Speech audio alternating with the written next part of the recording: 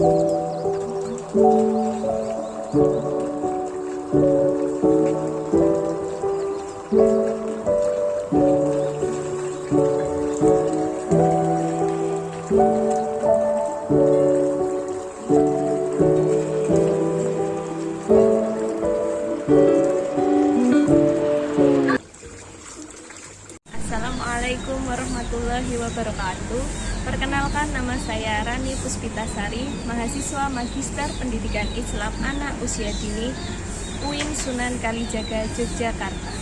Pada kesempatan kali ini, saya akan mempresentasikan tentang ilmu mukhtalif al-hadis dan ilmu nasih wa al-mansuh untuk tugas ujian akhir semester mata kuliah studi hadis dalam perspektif pendidikan Islam yang diampu oleh Profesor Dr. Hajah Marhumah MPD.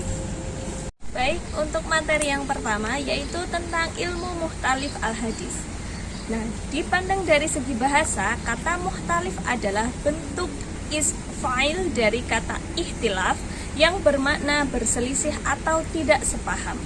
Lalu al-hadis yang berarti titah dan tindak tanduk yang disandarkan kepada Rasulullah Shallallahu Alaihi Wasallam. Jadi, ilmu mukhtalif al-hadis adalah ilmu yang mempelajari tentang hadis-hadis yang saling bertentangan makna lahiriahnya dan kemudian dicarikan penyelesaian.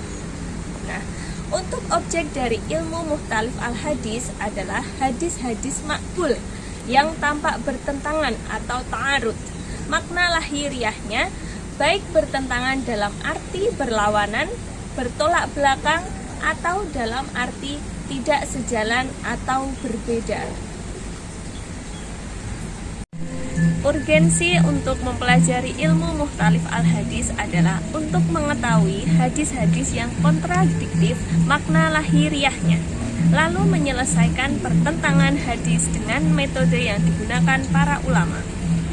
Adapun 4 metode yang digunakan dalam menyelesaikan hadis yang tampak bertentangan, yaitu yang pertama adalah al-jam'u, yaitu mengkompromikan atau sama-sama diamalkan sesuai dengan konteksnya. Nah, adapun kriteria atau syarat hadis yang diselesaikan dengan metode al-jam'u, yang pertama adalah kedua hadis yang bertentangan itu harus sahih atau kedudukannya harus sama. Lalu kriteria yang kedua yaitu ta'arud, itu tidak dalam bentuk berlawanan, di mana tidak memungkinkan dilakukan kompromi atau al-jam'u di antara keduanya. Lalu yang ketiga adalah tidak membatalkan salah satu hadis yang bertentangan. Dan kriteria yang keempat adalah harus memenuhi ketentuan uslub bahasa Arab dan tujuan syariat tanpa ada unsur pemaksaan. Metode yang digunakan dalam menyelesaikan hadis yang tampak bertentangan yang kedua yaitu al-tarjih, yaitu meneliti dan menentukan petunjuk hadis yang memiliki argumen yang lebih kuat. Lalu metode yang ketiga yaitu al-nasih wa al-mansuh, yaitu memperhitungkan hadis mana yang terakhir. Lalu yang keempat adalah al-tauqif, yaitu penangguhan sampai ada petunjuk lain yang dapat menjernihkan pertentangan.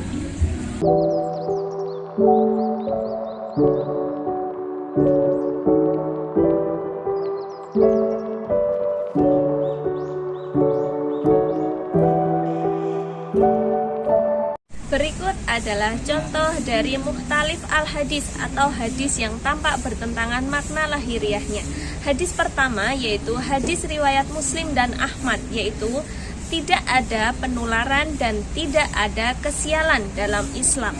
Lalu yang kedua yaitu hadis riwayat Bukhari dan Muslim, yaitu larilah kamu dari orang yang berpenyakit kusta sebagaimana engkau lari dari singa yang buas.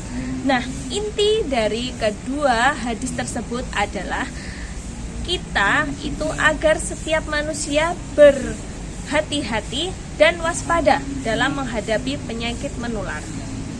Baik, selanjutnya untuk materi yang kedua yaitu ilmu nasih wa al-mansuh.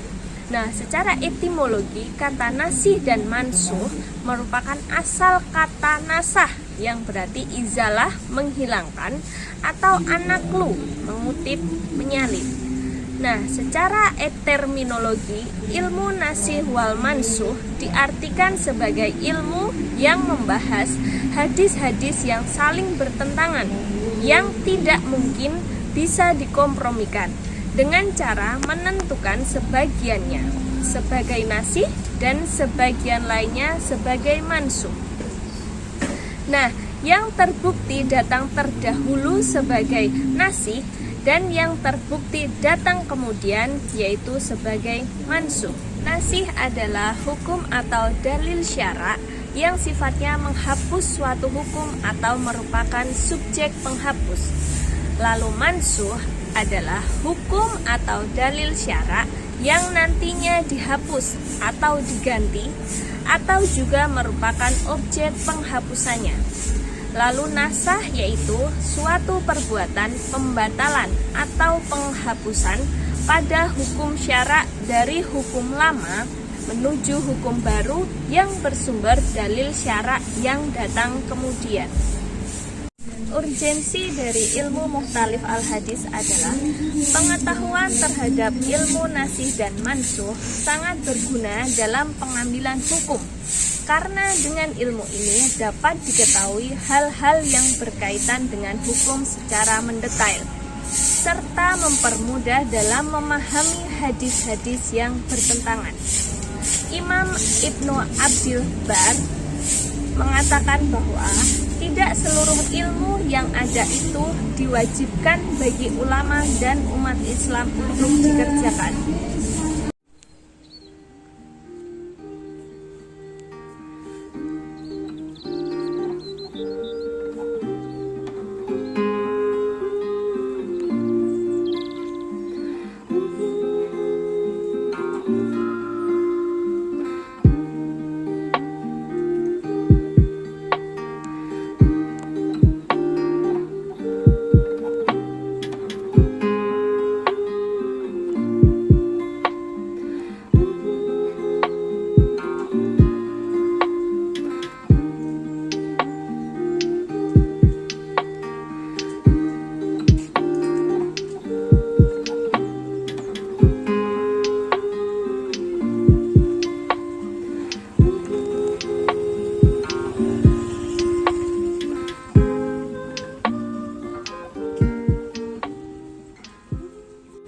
Penentuan adanya nasih dan mansuh dapat diketahui dari 4 aspek.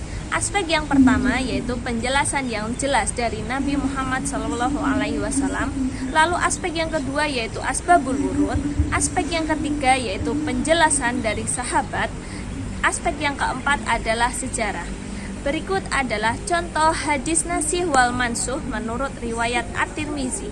Aku pernah melarangmu menziarahi kubur, kemudian ziarahlah kamu.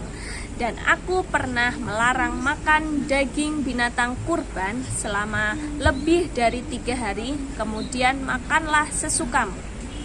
Rasulullah pernah melarang ziarah kubur karena pada waktu itu penziarahan lebih menjurus kepada kesyirikan. Kemudian setelah itu Nabi memperbolehkan ziarah kubur, yaitu dengan tujuan untuk mengingat kematian dan akhirat.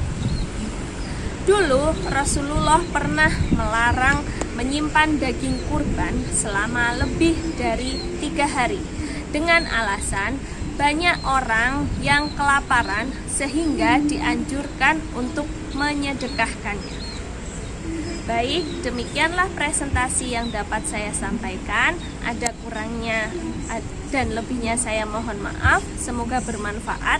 Saya akhiri. Wassalamualaikum warahmatullahi wabarakatuh.